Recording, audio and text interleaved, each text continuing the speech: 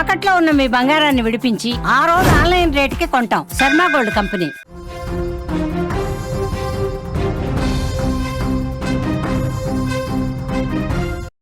Breaking news చూస్తున్నాం. కడపలో వైసీపీకి బిగ్ షాక్ తగిలింది. మేయర్ సురేష్ బాబుపై అనర్హత వేటు వేశారు. సొంత కాంట్రాక్టు సంస్థతో పనులు చేశారన్న ఆరోపణల మీద విజిలెన్స్ విచారణ జరుగుతోంది.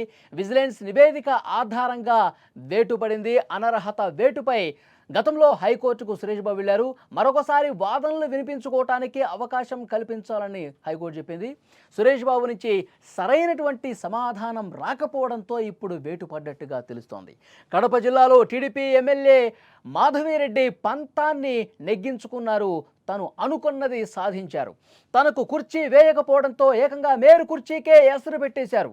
తాజాగా కడప మేయర్ సురేష్ బాబును పదవి నుంచి తొలగించి తన పవర్ ఏంటో మరొకసారి చూపించారు మాధవిరెడ్డి. కడప మేయర్ సురేష్ బాబుపై అనర్హత వేటు పడింది. సొంత కాంట్రాక్టు సంస్థతో పనులు చేశారన్న ఆరోపణల మీద విజిలెన్స్ విచారణ చేయగా ఆ నివేదిక ఆధారంగా ప్రస్తుతం తొలగించిన పరిస్థితి. నివేదికలో చాలా స్పష్టంగా ఆధారాలన్నీ కూడా బయటపడ్డాయి. అయితే దీనిపై గతంలోనే హైకోర్టుకు వెళ్ళారు ఆయన. మరోసారి వాదనలు వినిపించుకోవడానికి అవకాశం కూడా కల్పించింది హైకోర్టు. కానీ సురేష్ బాబు నుంచి సరైనటువంటి సమాధానం రాలేదు. అంటే తప్పు చేశారని చెప్పి రుజువైనట్టుగా కోర్టు భావించిన పరిస్థితుంది. తాను శపథం చేసినట్లుగానే మాధవిరెడ్డి మున్సిపల్ కార్పొరేషన్ సమావేశంలో వేదికపై కుర్చీ ఇవ్వనందుకు చివరికి మేయర్ కుర్చీనే ఆమె లాగేసినటువంటి పరిస్థితుంది.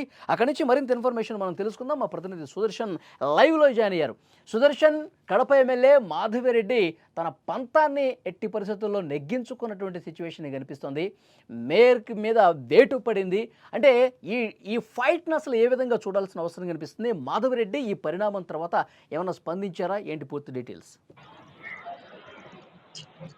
కేవలం పోడియం పైన కుర్చీ కోసం వచ్చినటువంటి వివాదమే చివరకు మేయర్ ఆ విషయంలో మొండిపట్టు పట్టడంతో చివరకు తన కుర్చీని కోల్పోవాల్సి వచ్చింది. 6 నెలల కంటే ముందు, అంటే తన పదవీ కాలం ఇంకా 6 నెలల వరకు ఉంది. రేపు జనవరిలో స్థానిక సంస్థల ఎలక్షన్లు కూడా జరుపుతామని ఇప్పటికే గవర్నమెంట్ అనౌన్స్ చేసింది. కాబట్టి 6 నెలల ముందుగానే ఆయన సీటు దిగిపోవాల్సి వచ్చింది. దిగిపోయే విధంగా చేయగలిగారు స్థానిక ఎమ్మెల్యే మాధవిరెడ్డి. గత ప్రభుత్వంలో జరిగిన మేయర్ గా ఉన్న కాలంలో గత ప్రభుత్వంలో మేయర్ సురేష్ బాబు అక్రమాలకు పాల్పడ్డారంటూ అప్పటి వ్యవహారాలపైన విజిలెన్స్ ఎంక్వైరీ చేయించారు ప్రభుత్వంతో. ఆ విజిలెన్స్ ఎంక్వైరీలో మేయర్ సురేష్ బాబు తన సొంత కాంట్రాక్ట్ సంస్థతో సొంత కుటుంబ సభ్యులకు పనులు అప్పజెప్పారు.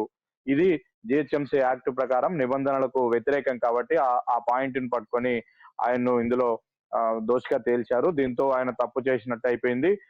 ఆ విజిలెన్స్ నివేదిక ద్వారా అది ప్రూవ్ అవడంతో ఇప్పుడు మున్సిపల్ శాఖ ఆయన మీద అనర్హత వేటు వేసింది. అయితే ఇది ఈ ఏడాది మార్చి నుంచి కూడా ఈ ప్రక్రియ కొనసాగుతుంది. మార్చి మొదట్లో ఇదే కంప్లైంట్ పైన విజిలెన్స్ నివేదిక పైన ఆరా తీసినటువంటి ప్రభుత్వం అప్పట్లోనే మేయర్ పైన వేటు వేసింది. అయితే ఆయన తనకు అనర్హత వేటు వేయడం అక్రమం అంటూ ఆయన హైకోర్టును ఆశ్రయించారు. హైకోర్టు కూడా మళ్ళీ వెళ్ళి డివిజన్ మీరు సమాధానం చెప్పుకోండి, మళ్ళీ ఒకసారి మేయర్ వాదనలు వినండి అంటూ కూడా ప్రభుత్వానికి కోర్టు సూచించిన నేపథ్యంలో మళ్ళీ ఆయనకు 3 సార్లు ప్రభుత్వం మున్సిపల్ శాఖ ప్రిన్సిపల్ సెక్రటరీ 3 సార్లు నోటీసులు ఇచ్చి విచారణకు పిలిచారు. ఆ విచారణలో కూడా ఆయన ఒకసారేమో హాజరయ్యారు. అక్కడ కూడా సరైన సమాధానం చెప్పలేదు. అంటే ఎందుకు కుటుంబ సభ్యులకు ఇవ్వాల్సి వచ్చింది, ఈ యాక్ట్ మున్సిపాలిటీలో ఉంది, అమల్లో ఉందన్న విషయం మీకు తెలియదా? అంటే కుట్రపూరితంగానే మీ సొంత కాంట్రాక్ట్ సంస్థకు లబ్ధి చేకూరాలి అన్న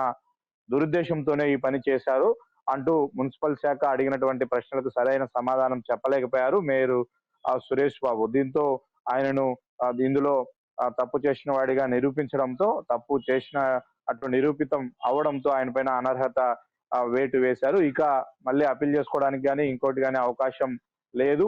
ఎందుకంటే బహుశా ఉప ఎన్నికలు వస్తాయని ఆలోచన ఉంటే అప్పీల్కి వెళ్ళిండే వాళ్ళేమో. ఎలాగూ ఎలక్షన్లు ఇంకా 6 నెలలు సమయం ఉండడంతో ఇప్పుడైతే ఈ మొత్తం ఎంటైర్ ఇష్యూలో గమనిస్తే మనము మేయర్ వర్సెస్ ఎమ్మెల్యే అన్నట్టే సాగింది. మొట్టమొదట కూటమి ప్రభుత్వం ఏర్పడిన తర్వాత మొట్టమొదటి సర్వసభ్య సమావేశంలో మేయర్ అటెండ్ అవ్వలేదు. డిప్యూటీ మేయర్ సభను నడిపించారు. ఆ సమయంలో గతంలో ఉన్నటువంటి సాంప్రదాయాన్ని మున్సిపల్ కార్పొరేషన్ సర్వసభ్య సమావేశంలో కొనసాగిస్తూ వచ్చారు. అంటే ఒకవైపున కడప ఎమ్మెల్యే, మరోవైపున కమలాపురం ఎమ్మెల్యేని కూర్చోబెట్టుకుని మధ్యలో మేయర్ కూర్చొని సభను నడిపేవారు. గతంలో ఆ ప్రక్రియ కొనసాగింది. ఎందుకంటే ఈ 2 నియోజకవర్గాల పరిధిలో కడప కార్పొరేషన్ ఉంది కాబట్టి వాళ్ళకు కూడా సముచిత గౌరవం ఇవ్వాలన్న ఉద్దేశంతో గతంలో మేయర్ సురేష్ బాబే అది నిబంధనలో లేకపోయినప్పటికీ వాళ్ళకు నిబంధనలకు మించి గౌరవం కల్పించారు. ఎందుకంటే అది వాళ్ళ పార్టీ వాళ్ళే కాబట్టి వాళ్ళ మధ్య ఉన్నటువంటి అండర్‌స్టాండింగ్. అయితే గవర్నమెంట్ మారింది. ఇక్కడ స్థానిక ఎమ్మెల్యేలు ఇద్దరు కూడా మారిపోయారు. ఇటు కమలాపురం గాని, అటు కడప గాని. కాబట్టి తన విచక్షణాధికారాన్ని బయటికి తీసి వాళ్ళ సీట్లు కిందికి జరిపారు. పోడియం పైన వాళ్ళకి సీట్లు కేటాయించాల్సినంత రూల్ పొజిషన్ ఏమీ లేదు అంటూ కూడా మేయర్ వాదించారు. అయితే దీనికన్నా ముందు ఆయన సమర్థించుకుంటున్నటువంటి అంశం ఏంటంటే, మేము సహృద్భావ వాతావరణంలోనే కలిసి పనిచేయాలనుకున్నాం కార్పొరేషన్ అభివృద్ధికి.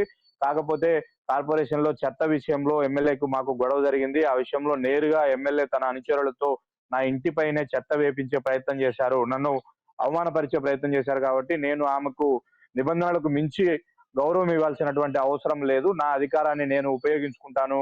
నా పవర్ నేను వాడుకుంటాను అన్న ధోరణిలో ఆయన సీటు తొలగించారు. అయితే గతంలో ఎమ్మెల్యేలకు పోడియం పైన సీటు కేటాయించినప్పుడు ఇప్పుడెందుకు కేటాయించవు అంటూ ఎమ్మెల్యే ఆయన పైన మొండి పట్టు పట్టింది. ఖచ్చితంగా పోడియం పైన తనకు సీటు కావాలంటూ పోరాడింది. ఒక 2-3 సర్వసభ్య సమావేశాలు పూర్తిగా ఎలాంటి డిస్కషన్ లేకుండానే నీరుగారిపోయినటువంటి పరిస్థితి. నిధులు కూడా కొన్ని ల్యాప్స్ అయిన ఆ పరిస్థితి. అంటే వీరిద్దరి ఆధిపత్య ధోరణిలో కడప కార్పొరేషన్ చాలా వరకు నష్టపోయింది ఈ ఏడాది కాలంగా. అయితే ఇప్పుడు దానికి ఒక ముగింపు పలికారు.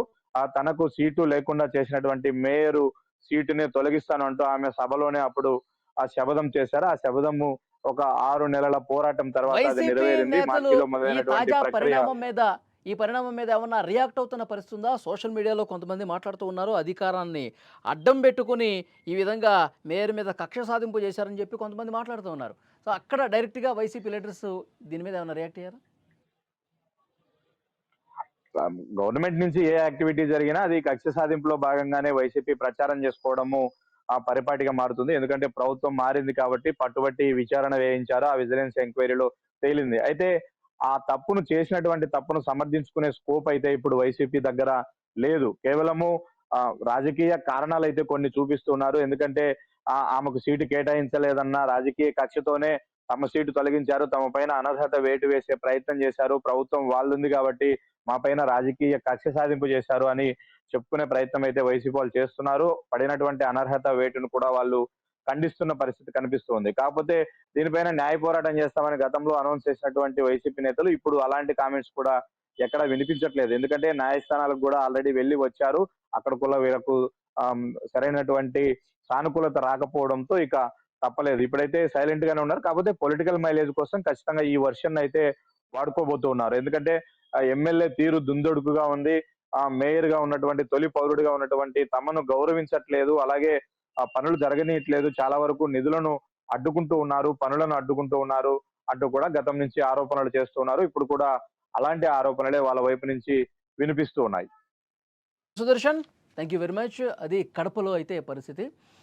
మాధవిరెడ్డి ఏదైతే గతంలో ఒక శపథం చేశారో దాన్ని 100% ఇప్పుడు నిరూపించుకున్న పరిస్థితి ఉంది. తన పంతాన్ని ఎట్టకేలకు నెగ్గించుకున్నారు. గతంలో చైరు ఇవ్వకపోవడంతో, నిబంధనలు పాటించకపోవడంతో వైసీపీ అధికారంలో ఉన్నప్పుడు ఎమ్మెల్యేకి సరైనటువంటి ప్రాధాన్యత ఇచ్చి ఇప్పుడు కూటమి అధికారంలోకి వచ్చిన తర్వాత ఎందుకు చైరు తీసేస్తారు, పోడియం మీద చైరు ఎందుకు వేయరు, నిబంధనలు మీరు ఎందుకు పాటించరు అని చెప్పి చాలా గట్టిగా నిలదీసిన పరిస్థితుంది. మేయర్ సరైన సమాధానం చెప్పలేదు. ఇంకా తలబిరుసుగా మాట్లాడిన నేపథ్యంలో నేను మళ్ళీ ఇక్కడే కూర్చుంటాను, అసలు మేయర్గా నువ్వు ఉంటావో లేదో చూస్తానని కూడా ఆమె ఆ రోజు శపథం చేసి వెళ్ళారు. అనుకున్నట్టుగానే ఆ మేయరు ఏ విధంగా అయితే అధికార దుర్వినియోగానికి పాల్పడ్డాడు, తన సొంత సంస్థకి ఏదైతే లబ్ధి చేకూర్చే విధంగా ప్రయత్నం చేశాడు, ఇవన్నీ కూడా విజిలెన్స్ విచారణలో బయటపడ్డ నేపథ్యంలో ఆయన పదవి మీద వేటుపడ్డ పరిస్థితుంది. హైకోర్టు కూడా చాలా స్పష్టంగా చెప్పింది. దీంతో మాధవిరెడ్డి తన అనుకున్నది సాధించారని మాధవిరెడ్డి అనుచరులు కావచ్చు, తెలుగుదేశం పార్టీ నాయకులు మాట్లాడుతూ ఉన్నారు.